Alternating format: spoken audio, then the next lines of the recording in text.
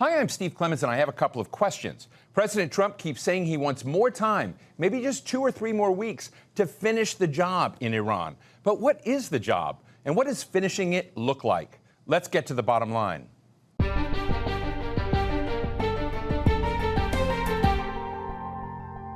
U.S. President Donald Trump is threatening to bomb Iran back to the Stone Ages if it doesn't make a deal in the next few weeks. Despite seeing many of its key political, theological, and national security leaders killed, Iran has been able to absorb wave after wave of Israeli and U.S. bombings, which are also killing civilians, as in the case of 168 schoolgirls killed on the very first day of the conflict, and destroying the country's industrial and energy infrastructure.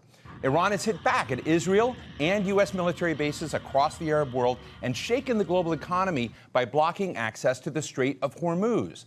So are we heading to a quick resolution, or are we heading to a long war of attrition? And is the war on Iran triggering something much bigger, a very new and different global world order? Today, we're talking with U.S. political scientist John Mearsheimer, professor of international relations at the University of Chicago, and he's author of How States Think: The Rationality of Foreign Policy. John, it's great to be with you again. This is one of those moments again where the world is watching the tit for tat between the United States and Israel on one side, Iran on the other. That's one way to cover it. Another way to cover it is ask what this moment means to the global order, to American power, to the superstates in the world. And I'd love to get your take on the temperature of the global order as you see it and what Iran means to that. Well, I think a lot of people talk about how this is going to affect the global balance of power or the distribution among the most powerful states on the planet. And that would include, of course, China, Russia, and the United States. And I don't think that this war is going to have any effect on the distribution of power in the international system. Where this war really matters is in terms of how the United States uses the power that it has. And I think that under the Trump administration, what we have seen is that the United States has pursued a set of policies that undermine our ability to project all of that power that we have around the globe. Now, what exactly am I saying here? I think if you're a great power like the United States and you're interested in using all that power you have, it's very important that you pay attention to international institutions, which you, by the way, have created. You pay attention to international law, which you, by the way, have largely written. And you also go to great lengths to foster good relations with your allies, because institutions, international law, and allies are important for projecting power. And what the Trump administration has done, and it is doing very clearly in the case of the Iran war, is that it's undermining international law, it's undermining international institutions, both of which it needs, and it's doing great damage to its relations with allies in Europe, in Asia, and certainly in the Persian Gulf. So this war in Iran is disastrous for the United States. It's not going to undermine our basic power structure. We have lots of power, but what it's going to undermine, and of course this is consistent with what President Trump has been doing since he first returned to the White House in January 2025, is undermine our ability to project power. I think you framed it really in such a fascinating way that when I think about it, listening to you, I think about UN rapporteurs, I think of prosecutors of the International Criminal Court. They're the ones being punished in this moment. They're the ones that are being sanctioned and pushed. And it kind of raises this kind of question about the solvency of institutions, the solvency of international law. But I'm interested in the equation that you said after this is over, the distribution of power remains the same. But doesn't America basically suffer at all in a world where it has tossed out its own systems? Well, the point here that you want to keep in mind, Steve, is that the power that any country has is largely dependent on the material capabilities that it has. The two building blocks of power are wealth and population size. And you use that wealth and you use that population size to build powerful military forces. And the fact is that the United States is able to behave in a rather cavalier and one could argue reckless way, and that will not have any effect on those material factors. To give you a good example, the United States lost the Vietnam War. Between 1965 and 1975, we engaged in this war in Vietnam and suffered a devastating defeat. But it had no effect on the balance of power. The United States was not less powerful. We didn't have less people, less wealth, and a weaker military as a result of the war. And that's the same basic argument that I'm making here. This foolish foreign policy that President Trump is pursuing, as evidenced by what's going on in Iran, is not weakening American power. What it's weakening is our ability to project power because it's undermining institutions. Just think about NATO. NATO is an international institution. The United States has depended heavily on NATO for many, many years, since 1949 to be specific. Is it in our interest to undermine NATO? Is it in our interest to undermine international law? Is it in our interest to undermine the International Court of Justice? I think the answer is no. We need these institutions. We need allies. But President Trump, who is a unilateralist at heart, doesn't think that you need multilateral institutions. He doesn't think you need international law, and he's contemptuous of our allies. And in many ways, he treats our allies worse than he treats our adversaries. Well, let's listen to President Trump, who has something to say about exactly this. Let's listen. We're now totally independent of the Middle East, and yet we are there to help. We don't have to be there. We don't need their oil. We don't need anything they have, but we're there to help our allies. He's basically saying, I agree with John Mearsheimer in that. We don't need our allies. We don't need this. We can walk through the world as a single actor and be arbitrary one way or the other. But your thoughts, John? Well, I mean, to argue that we're totally independent of the Middle East is ridiculous. The fact is, there are three areas of the world that the United States cares greatly about. This is where our vital strategic interests are engaged. One is obviously Europe. The other is East Asia. And then the final one is the Persian Gulf because of the oil. It is a vital strategic area of the world for the United States. And to argue that we're independent of it, it doesn't matter to us, is a foolish argument to make.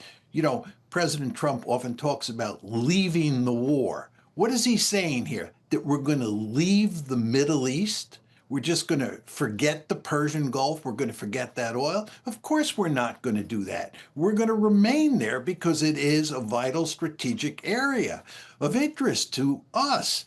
So I don't know what he's talking about. And with regard to allies, as I said, we need allies. We need allies in the Gulf. We have allies in the Gulf. We need allies in Europe. The idea that we are an independent actor that doesn't depend on allies is a foolish argument to make. The United States is a great power that tries to project power all across the globe. How do you project power all across the globe without allies? And the answer is you don't. And when you start slapping them around the way he does, you're going to find yourself in a whale of a lot of trouble. And as is clear, we are in a whale of a lot of trouble in Iran. So my question is, if you saw Iran as a nefarious actor in the world, why not take this kind of action now and use this at a moment to reorder those relations? So pick that apart. First of all, this argument that Iran is a great threat to stability in the Middle East and a serious threat to the United States is nonsense. The greatest threat to stability in the Middle East is the United States working closely together with Israel. Iran has not started a war in centuries, as best I can tell. It's not a highly aggressive country. The country in the Middle East that is highly aggressive is Israel. The country that has committed genocide in Gaza is not Iran.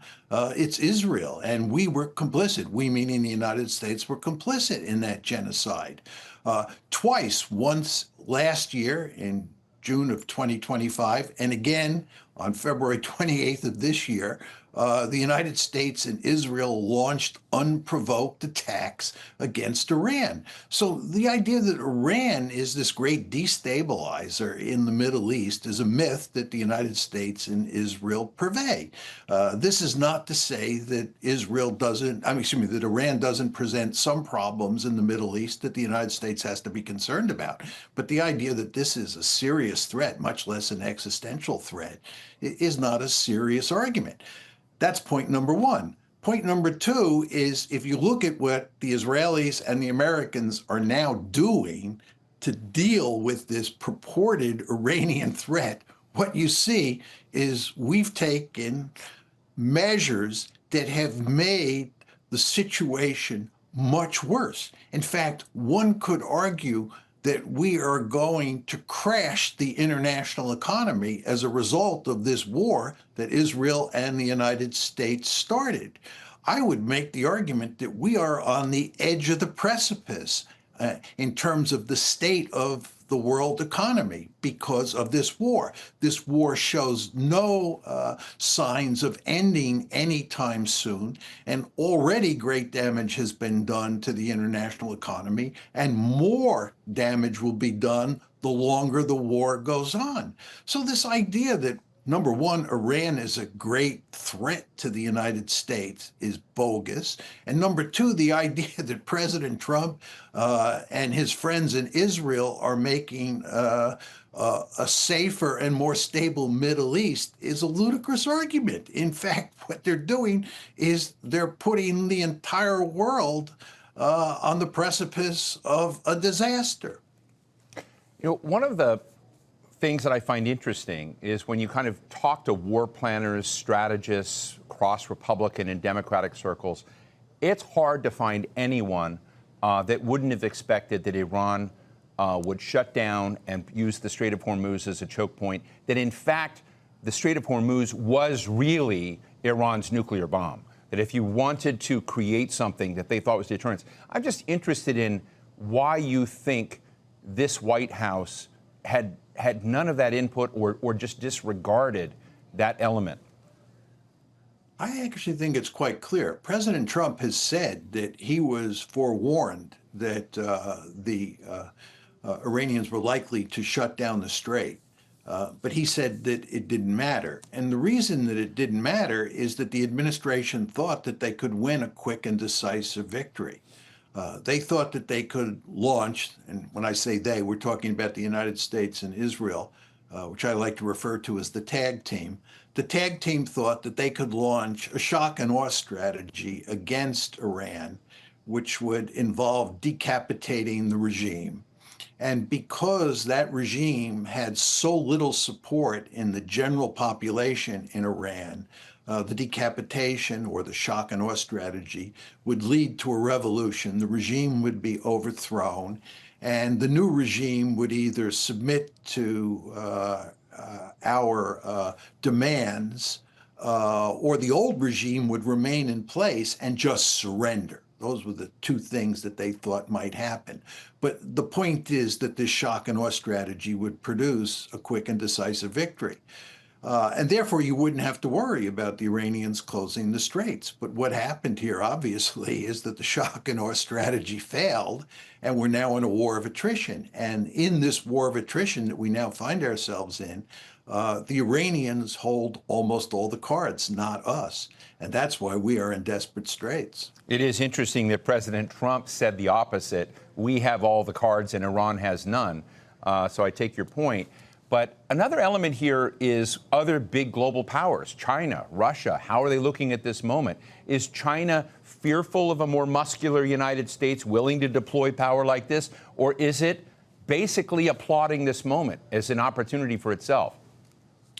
Well, I think from a Chinese point of view, one could argue that what's happening is manna from heaven, that this is a case of the United States, which says that its principal threat in the world is China, and that its principal mission is to pivot to Asia and contain China, has now enmeshed itself in a war in the Persian Gulf that is causing it to pivot away from East Asia and weaken its containment strategy towards China. You want to remember that the United States is moving Patriot and THAAD missile batteries out of East Asia. This Marine Expeditionary Unit that has just been moved to the Middle East came from Japan. So what you see, Steve, is that the United States is actually weakening its military capability in East Asia. Again, we're pivoting away from East Asia, and this is manna from heaven for the Chinese. Furthermore, Chinese influence around the world is increasing. You remember I talked before about the ability of a state to project power around the world, to have an effective diplomatic strategy.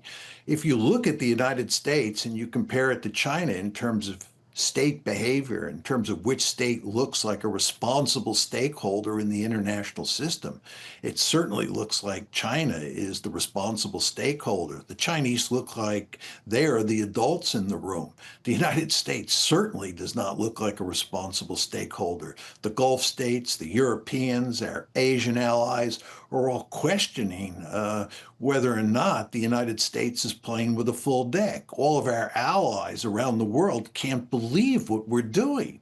They fully understand that we are threatening the international economy. We are threatening to take the international economy off a cliff, which is going to have devastating consequences for every state on the planet.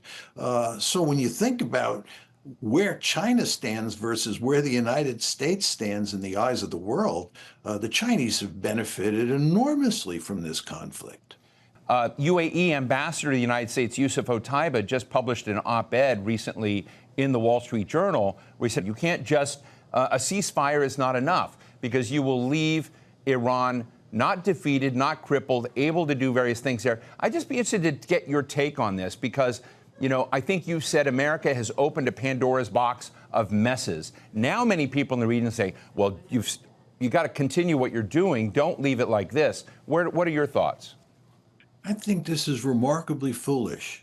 Both the Saudis and the UAE have indicated that what they'd like to see the United States do is finish the war, go full bore and defeat Iran once and for all.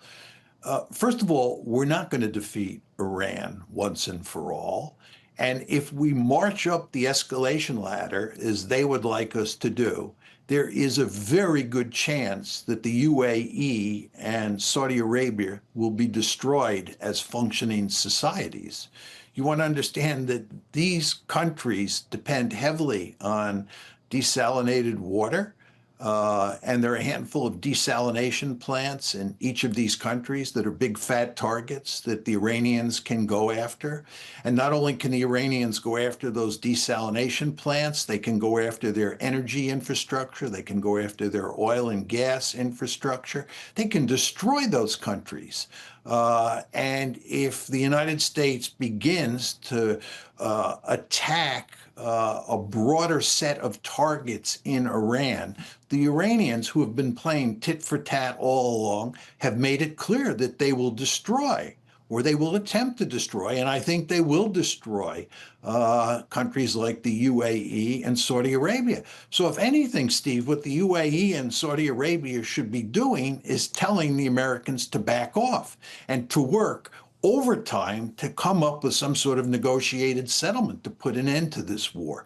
These countries, the Gulf states that is, have absolutely no interest in seeing this war continue. They had no interest in seeing this war start in the beginning. And I just don't know what they're thinking when they're talking about getting America and Israel to up the ante.